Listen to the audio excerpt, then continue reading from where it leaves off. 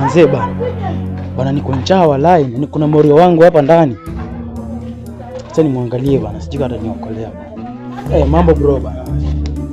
Ukoaje bana? Bana, uliona kitu bana Chelsea ilifanya mtu jana bana.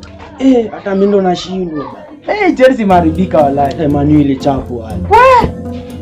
Hadi nikashindwa kwani kocha alipanga aje formation bana. Chelsea na Liverpool imua mtu 5-1 bana jana bana.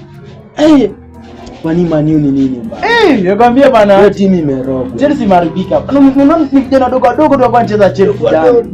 Under 16. Anasema kwamba jua jana alikuwa ajili ya game. Ulisikia? Uliona hiyo kwa news sana. Uliona? Uliona.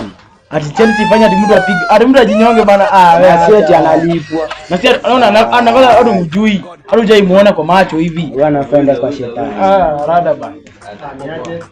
Huyu jamani mastori ama anakukopa?